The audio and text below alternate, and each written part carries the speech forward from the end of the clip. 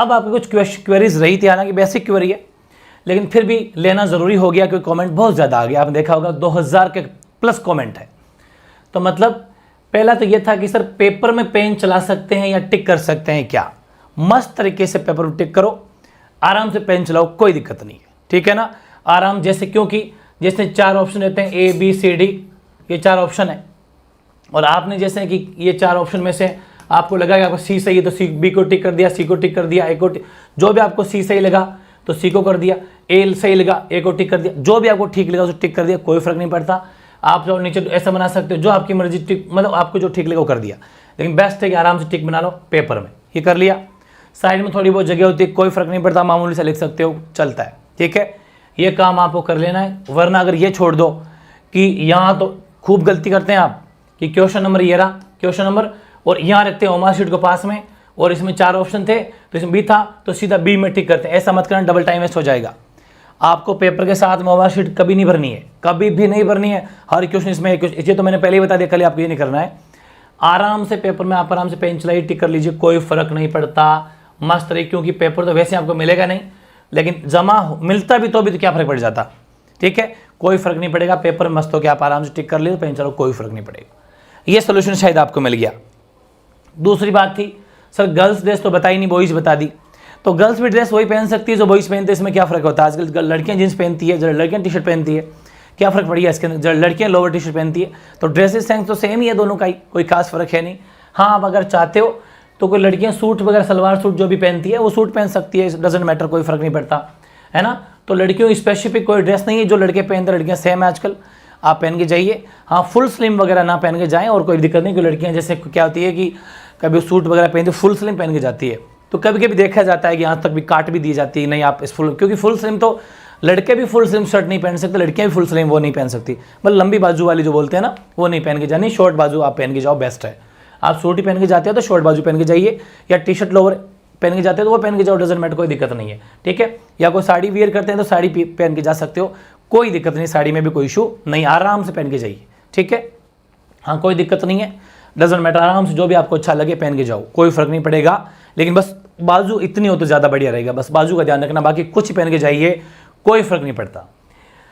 एक T shirt का पूछा था एक जने ने, मुझे ठीक भी लगाई है कि सर टी शर्ट है लेकिन टी शर्ट पर बड़े बड़े टैटू बने हुए, टैटू से वैसे फ़र्क नहीं पड़ता, वैसे वैसे भड़कीली टी शर्ट लेते ही क्यों आप लेकिन अगर ले भी ली तो कोई फ़र्क नहीं पड़ेगा, है ना, कोई फ़र्क नहीं पड़ेगा। बस बात एक ही है कि बड़े बड़े बटन, वो तारे लगे हुए होते हैं, जैसे ऐसा लगता है जाल सा बना हुआ है, वो नहीं। कपड़े की अंदर की डिज़ाइन कैसी भी हो, कपड़े के अंदर की पेंटिंग हो, कोई फ़र्क नहीं पड़ता।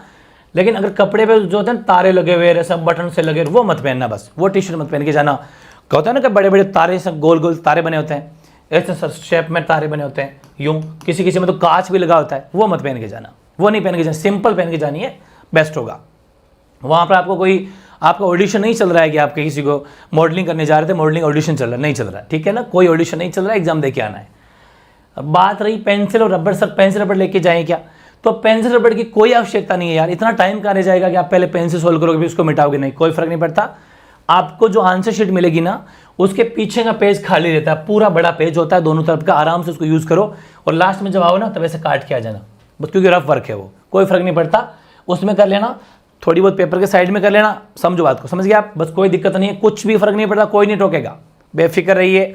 पेंसिल रबड़ लेके जाने की कोई ज़रूरत नहीं है भाई, ठीक है, कोई ज़रूरत नहीं है, लेके नहीं जाना है आपको, कोई ज़रूरत नहीं है इसकी, फालतू अगर ले जा सकते हो ले जाओ, कोई पाबंदी भी नहीं है, लेकिन मेरे हिसाब से कोई ज़रूरत भी नहीं है। ओके, फिर बात आई पैसा, पर्स, बेल्ट, बिल्कुल ले जा सकते हो। पैसा तो आप एग्जाम हॉल के अंदर ले जा सकते हो, पैसा ऐसा पैसे के ऊपर कोई नाम थोड़े लिखे, वो नहीं लिखे होने चाहिए, चीटिंग नहीं होनी चाहिए। पर्स ले जा सकते हो, लेकिन पर्स अंदर नहीं जाएगा, ये पर्स जो है जमा कराना पड़ेगा, आपको ध्यान रखना, ठीक है, ये विशेष तौर पे ध्यान रखना है। बाकी पेंसिल वगैरह तो आपको लेके नहीं जानी है, ठीक है, पेंसिल रबड़ तो मत लेके जाना, अलाउ भी नहीं, ऐसा मान लीजिए, फालतू क्या पता आपको अंदर जाके फेंकवा देंगे वो, इसका आपको ध्यान रखना, क्योंकि पेंसिल एक्चुअली हमारे विशेष ध्यान रखना, पारदर्शी चीज़ें लेके जानी होती है, इसलिए इशू हो सकता है।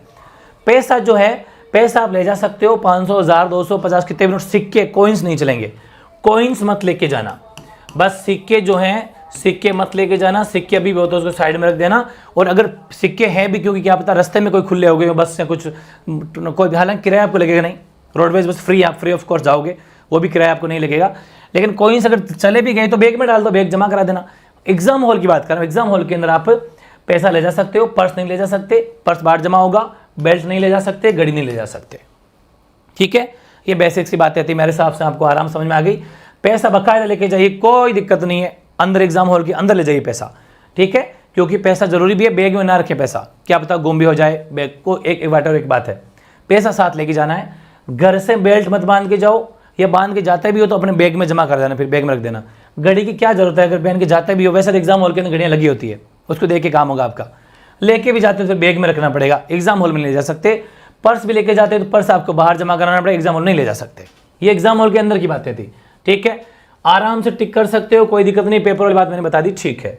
और आगे मैं एक बात बताऊं, सबसे मार्जिन वाली बात है, बहुत ज़बरदस्त बात है और बहुत गजब की बात है। वो क्या है कि OMR में अलग अलग सब्जेक्ट की पहचान, ये बहुत बड़ी चीज़ पूछ ली भाई, किसी बच्चे ने पूछी थी। है मज़ा आ गया इस बात को सुन के कि वाकई ये सबसे बड़ा क्वेश्चन है, ये सबसे बड़ा क्वेश्चन है जो फर्स्ट टाइम एग्जाम देता है।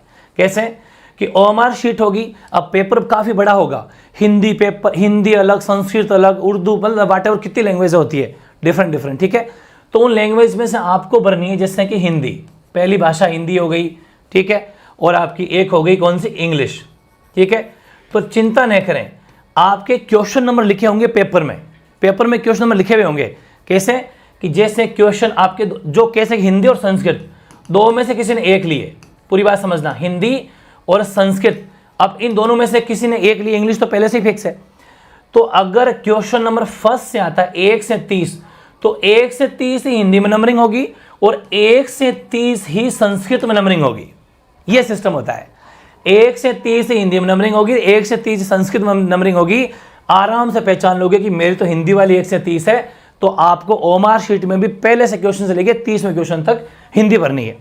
और जिसके इंग्लिश है तो पहले OMR शीट का पहला क्वेश्चन वहां से लेके 30वां। अब साहब क्या पता हिंदी इंग्लिश पहले, हिंदी संस्कृत पहले ना हो, इंग्लिश पहले हो तो इंग्लिश तो फिक्स है 1 से 20 हो जाएगी। चलो इंग्लिश अगर पहले है तो फिर ये आपकी कहाँ से हो जाएगी, ये 21 से हो जाएगी 50, 21 से 50 पहुंच जाएगी, ये 21 से 50 हो जाएगी। मेरी बात समझ गए ना, बेहद आसान तरीका है। तो आपको OMR शीट में भी 21वें क्वेश्चन से भर के 50वें क्वेश्चन तक आपको हिंदी भरनी है और 1 से 20 तक आपको इंग्लिश भरनी है। बहुत गजब की बात पूछी भाई, क्योंकि ये तो सबसे बड़ा डाउट रहता है, ये बहुत बड़ा डाउट रहता है। हो गए 50 क्वेश्चन। फिर आप जैसे साइकोलॉजी के पास गए, शिक्षण अभिरुचि के पास गए, तो शिक्षण अभिरुचि के अंदर साफ साफ लिखा रहेगा क्वेश्चन नंबर 51 से लेके 100 तक। तो समझ आना, ये मेरी शिक्षण अभिरुचि, मुझे OMR शीट में भी 51 से 100 भरने हैं। फिर आगे रहेगा क्या पता राजस्थान जी के 51 से 100, तो राजस्थान जी के 51 भर देंगे। अगर अभी मान लेते हैं शिक्षण अभिरुचि 51 100 है, तो सीधी सी बात है 101 से लेके 150 तक आपकी राजस्थान जी के रह सकती है। या फिर आगे 151 से लेके 200 तक ये आपकी रीजनिंग रह सकती है। हो सकता है ये रीजनिंग हो, बस वो ध्यान रखना है कि 51 से 100 तक रीजनिंग है, तो OMR शीट में भी 51 से 100 तक रीजनिंग भरनी है।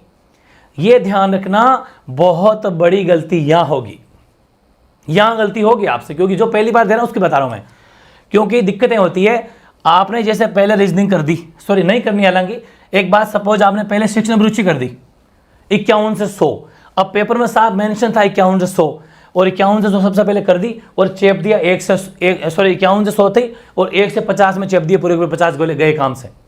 बिल्कुल गलत हो गया, क्योंकि आपके आंसर ही चेक गलत हो गए ना। वो 1 से 50 तो हिंदी इंग्लिश थी। ये ध्यान रखना है, गलती नहीं करनी है, बहुत बड़ी राज की बात है ये। सही का गलत का पूछिए आप, ठीक है ना। अब डाउट है क्या इस बताओ, कमेंट देखो। हाँ सही बात है परमिला विष्णु, अब आपके कमेंट लूंगा मैं एक बार पूरा जितना है वो आपको दे देता हूँ, उसके बाद क्या पता उनसे आपके डाउट क्लियर हो जाए, फिर कमेंट लूंगा। ये समझ में आ गई, ओके। फिर एक बात है नेगेटिव मार्किंग, तो इसके अंदर नेगेटिव मार्किंग नहीं है, पूरे 200 के 200 चैप के आने हैं। तुक्का कैसे लगाए बता दूंगा मैं,